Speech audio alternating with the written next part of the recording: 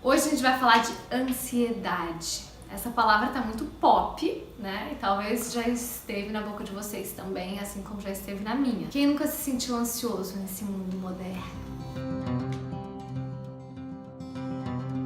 O Brasil é o país número 1 em transtorno de ansiedade. Então, para o brasileiro que estiver me assistindo, esse vídeo é muito importante, porque as nossas influências, elas também são sistêmicas.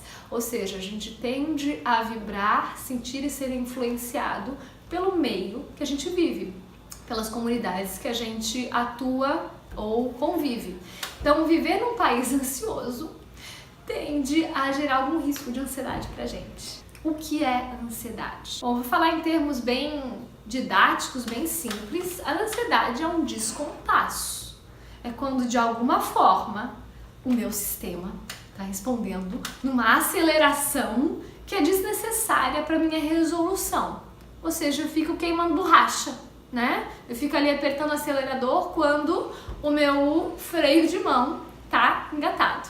É mais ou menos assim que a gente se sente quando tá ansioso, não? A gente fica vibrando em alta rotação, sem muitas vezes nem conseguir fazer as coisas. Muitos dos meus pacientes, inclusive, reclamam que quando se sentem ansiosos não conseguem fazer nada. Que a ansiedade, que é um alerta a respeito do que a gente precisa fazer e viver, freia a ação. Quais são os sintomas de ansiedade? Diferença no humor, falta de sono, pensamentos confusos,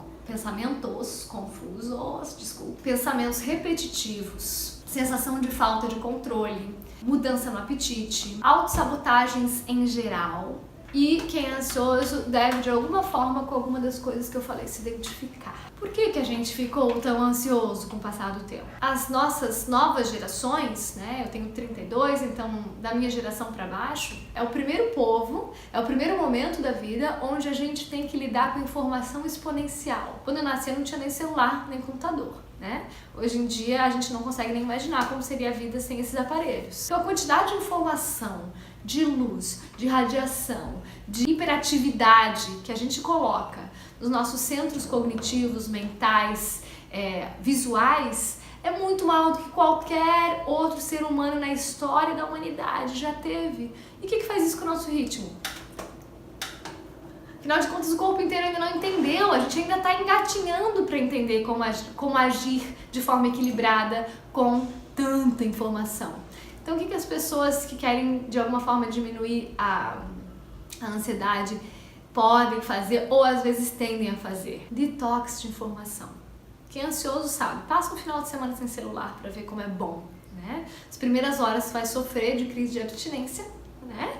E depois, vai dar aquele alívio delicioso de estar presente no presente. A ansiedade é uma forma de a gente não estar presente no presente. Então, ela é uma grande ladra dos nossos prazeres da vida. Eu gosto de dar exemplos, por exemplo, eu amo bolo de chocolate. Se eu tô muito ansiosa, além de eu comer 3 bolos de chocolate, eu não vou sentir o gosto de nenhum deles.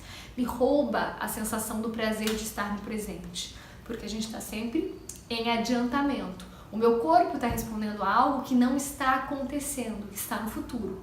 E se a gente não cuida disso, a gente pode inclusive desenvolver crises e síndromes, né? Por exemplo, a famosa síndrome do pânico. Como que a gente pode no nosso dia a dia cuidar disso? Primeira coisa, fazer uma coisa de cada vez. Não escovar os dentes e responder o WhatsApp ao mesmo tempo, tá? Entender que todo o nosso sistema, o nosso cérebro, está em adaptação a tanta informação. Então, fazer uma coisa de cada vez. 2, meditar. 3, dormir bem. Como dormir bem? Cuidando dos seus horários, cuidando da cafeína, cuidando do açúcar e especialmente cuidando de telinhas de computador e celular. Então, o sono interfere muito na nossa ansiedade, na nossa energia vital. Então, cuidar com telas antes de dormir, tá? Essa luz interfere na nossa atividade mental. Outra coisa é a própria alimentação. Quanto de açúcar que a gente está consumindo, quanto de cafeína, quanto de água a gente está bebendo. Então, ficar de olho na forma que a gente está se alimentando. E a mais importante de todas chama-se atenção. Ficar atento aos meus pensamentos, para entender quais que eu tenho que me identificar ou não.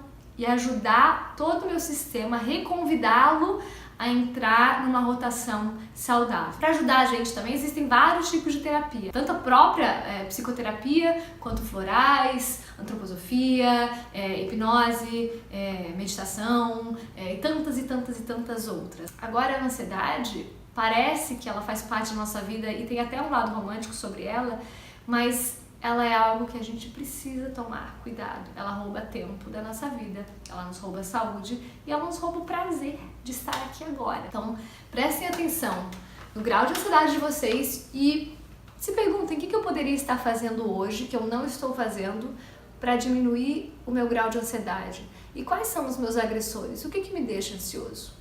E tentem aos pouquinhos experimentar novos passos. Boa sorte!